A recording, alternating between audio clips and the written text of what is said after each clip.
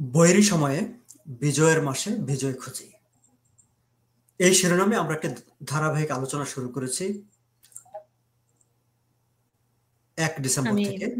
আমরা চেষ্টা করছি যে পুরো ডিসেম্বর মাস জুড়েই শহরের বিদগ্ধ জনদের কাছ থেকে ডিসেম্বর নিয়ে, বিজয় দিবস নিয়ে আমরা কথা শুনব। এই পর্বে আমি আমন্ত্রণ জানিয়েছিলাম বিশিষ্ট ঔপন্যাসিক, সাহিত্যিক সালমা বানীকে। আপনারা যারা বইপত্র পড়েন, বইপত্র পড়তে ভালোবাসেন, তারা নিশ্চয়ই সালমা বানীর লেখালেখির সঙ্গে আপনাদের পরিচয় আছে। তিনি তার সাহিত্যকর্মের জন্য সম্মানজনক বাংলা একাডেমি পুরস্কার পেয়েছেন, তারও আগে জ্যামকোন সাহিত্য পুরস্কার পেয়েছেন এবং একেবারে যখন নবীন লেখক তখন তিনি কাগজ সাহিত্য পুরস্কারে ভূষিত হয়েছিলেন।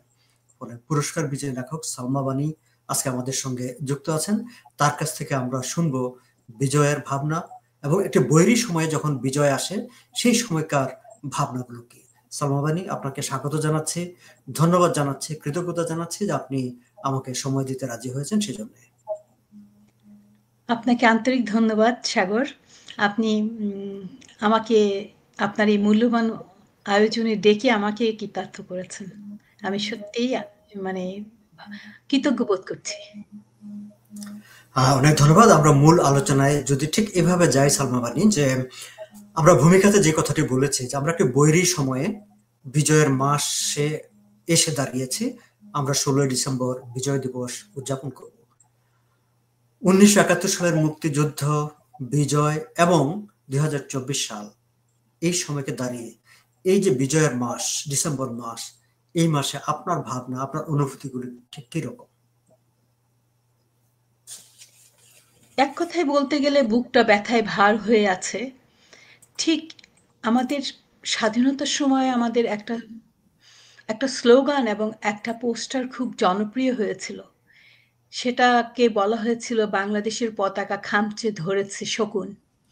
এখন আমার কাছে মনে হয় বাংলাদেশের পতাকা খামচে ধরেনি শকুন। বাংলাদেশের ভূখণ্ডটাকেই উপরেই লোলুপ দৃষ্টি পড়েছে পৃথিবীর অনেক হিংস্র লোভী রাষ্ট্র থেকে শুরু করে অনেক লোভী নজরের, এবং সেটাকে সম্পূর্ণভাবে ব্যবহার করছে বাংলাদেশের ভেতরে। যেমন মীর জাফর বারবার মাথা উঁচু করে দাঁড়িয়েছে, তেমনি মীর জাফরের একটা সংঘবদ্ধ দল এদেশের সব কিছুকেই নিয়ে একটা হিংস্র খেলায় মেতে উঠেছে। এবং এই খেলাটা আসলে খুব সাময়িক, স্বল্প সময়ের জন্য, কিন্তু এটা আজকে নতুন না। আমাদের ভূখণ্ডটা এত মূল্যবান, এত সম্পদে পরিপূর্ণ। যেমন আছে আমাদের প্রাকৃতিক সম্পদ, তেমন আছে আমাদের জনসম্পদ। এই দুটো সম্পদের দিকেই তাদের লোভিযোগ। এবং এই নীল নকশাটা আসলে খুব সংক্ষিপ্ত সময়ের জন্য করা হয় না। যেমন পৃথিবীর যে সমস্ত হিংস্র দেশগুলো অন্য রাষ্ট্রের উপর আক্রমণ চালায় এবং অন্য রাষ্ট্র থেকে নিও কলোনাইজেশন যেটাকে বলে, সেভাবে যে সম্পদগুলো নিয়ে যাওয়ার চেষ্টা করে, তার জন্য ওদের দীর্ঘদিনের একটা পরিকল্পনা থাকে। এবং এই পরিকল্পনাটা আসলে ওদের ১ বছর ২ বছরের না, এদের এই সমস্ত পরিকল্পনা শত বছরের। সুতরাং সেই পরিকল্পনায় তৈরি করে যে রাজাকার, নব্য রাজাকার বলেন, যেটাই বলেন, এই তাদেরকে বারবার সামনে এনে দেয়, দাঁড় করিয়ে দেয়। এবং সেই পরিকল্পনাতেই আমাদের দেশে এখন একদল হিংস্র, নিষ্ঠুর একটা দল সাধারণ মানুষকে সামনে নিয়ে কোটা আন্দোলনের নাম করে সামনে এনে এই খেলাটা খেলল। এবং তারা মনে করছে যে তারা সবকিছু পেয়ে গেছে। এবং দেশে এখন একটা এত অরাজক সময় চলছে। বাংলাদেশের ৫৩ বছরের ইতিহাসে এই অরাজক সময় এমন মানে ভয়াবহ অরাজক সময় আসেনি। এবং এই ৫৩ বছরের ইতিহাসে এই প্রথম বাংলাদেশের কোথাও আইন নেই, শাসন নেই। আপনি ভাবতে পারেন পরীক্ষায় ফেল করা ছেলেমেয়েরা যে সচিবালয় ঘেরাও করে দাবি করে তাদেরকে পাস করিয়ে দিতে হবে। এর থেকে লজ্জাজনক কি আছে? আপনি ভাবতে পারেন যে দেশে শিক্ষার হার আজও পৃথিবীর অনেক উন্নত দেশের তুলনায় কম, সে দেশে শিক্ষা প্রতিষ্ঠানগুলোকে ভেঙে তছনছ করে দিচ্ছে। মোল্লা কলেজ কি যেভাবে ধ্বংস করেছেন আপনি তো সবই দেখছেন। আপনি সাংবাদিক। আমার থেকেও বেশি আপনি দেখছেন, আপনি সাক্ষ্য করছেন এবং সেগুলাকে আপনি দলিল আবদ্ধ করছেন। সুতরাং আমাদের দেশের ভয়াবহ খারাপ সময় যাচ্ছে। এই সময়ের এই বিজয় দিবসটা আমাদের ভেতরে আনন্দ বেদনার এক সহাবস্থানে অবস্থান করছে। এবং আমরা যদি সামনে যেহেতু 16ই ডিসেম্বর বিজয় দিবস, আমরা সব সময় জানি যে আমরা বিজয় দিবসটাকে অত্যন্ত মানে ভাবগম্ভীর পরিবেশে, আনন্দ উচ্ছল পরিবেশে আমরা উদযাপন করি।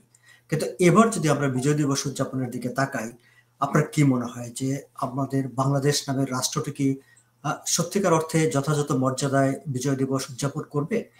একই সঙ্গে আমাদের মনে আরো একটি সংশয় দেখা দেয় যে বাংলাদেশের স্বাধীনতার স্থপতি জাতির জনক বঙ্গবন্ধু শেখ মুজিবুর রহমান এই বিজয় দিবসে রাষ্ট্র সরকার কি তাকে যথাযথ মর্যাদা দেবে কিনা?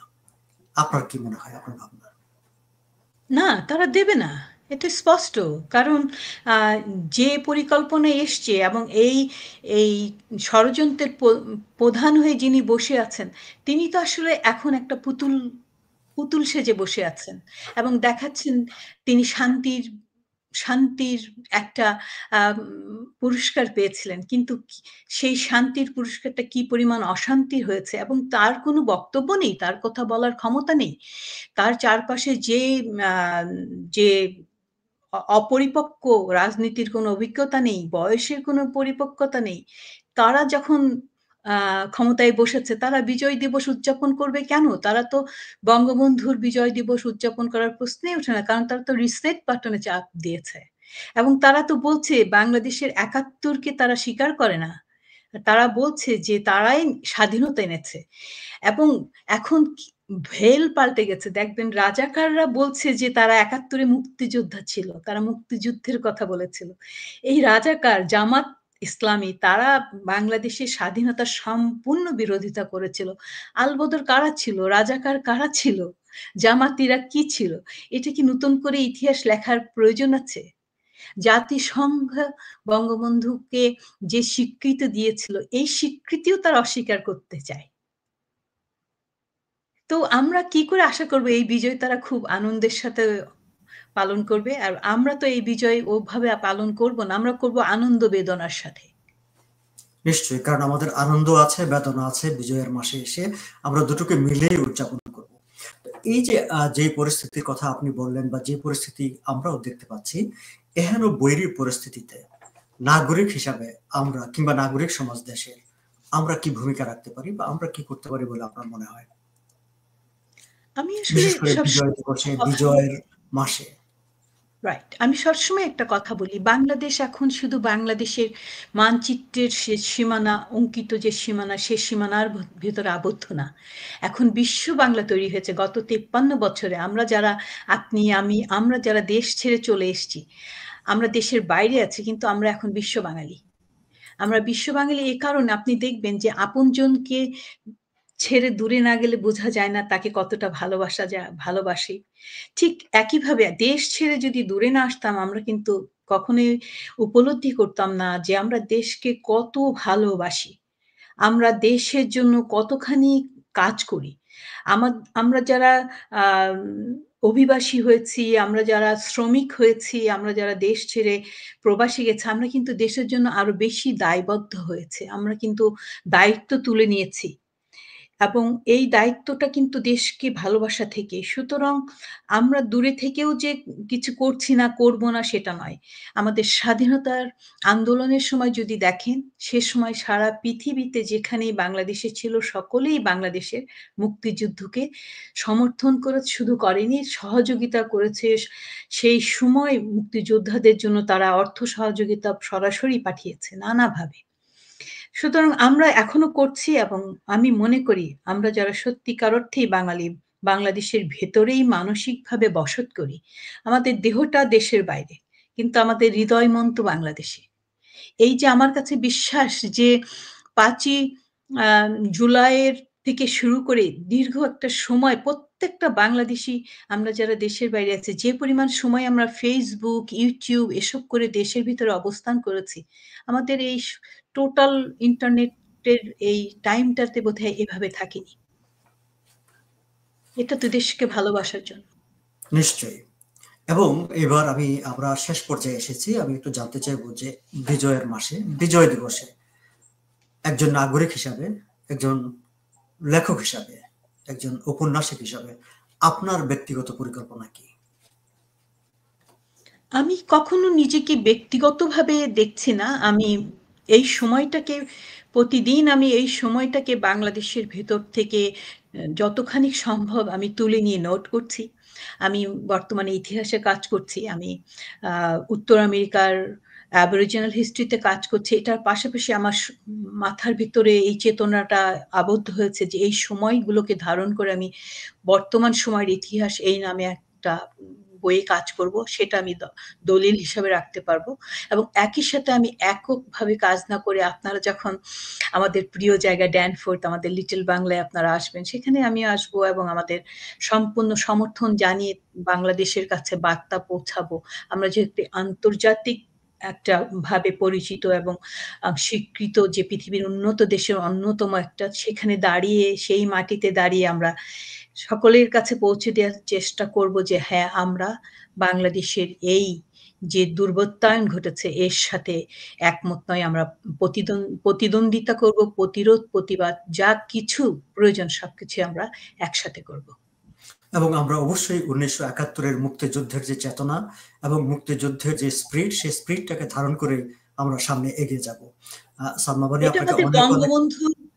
হ্যাঁ, জি সরি। বলেন বলেন। বলছি এটাই আমাদের বঙ্গবন্ধুর বাংলাদেশ এবং আমাদের জয় বাংলা, আমাদের পতাকা, এই সবকিছু আমাদের ইতিহাস এবং এই ইতিহাস আমি বিশ্বাস করি শতাব্দীর পর শতাব্দী বাংলাদেশকে উজ্জ্বল করে রাখবে। নিশ্চয়ই। এবং সেই ইতিহাসকে ধারণ করে আমরা সামনে এগিয়ে যাব। সালমা বানু, আপনাকে অনেক অনেক ধন্যবাদ আমাকে সময় দেওয়ার জন্য, এবং দর্শক আপনাদেরকেও ধন্যবাদ আমাদের এই আলোচনাগুলো শোনার জন্য। আগামী ভিডিওতে আমি নতুন কোনো অতিথিকে নিয়ে আবার আপনাদের সামনে হাজির হব, এবং যেমনটি বলেছি যে পুরো ডিসেম্বর মাস ধরেই আমরা চেষ্টা করব বিধবদের ভাবনাগুলো আপনাদের সামনে তুলে ধরতে। আমাদের বিজয় দিবস, 1971 মুক্তিযুদ্ধ সম্পর্কে তারা কি ভাবছেন, আমাদের জন্য তারা কি বলছেন, সেই সব কথাগুলো আপনাদের সামনে নিয়ে আসবো। ভালো থাকবেন সবাই, সুন্দর থাকবেন। কথা হবে আগামী ভালো ভিডিও। থাকবেন সাগর। জি, আপনার জন্য শুভকামনা রইল। ধন্যবাদ।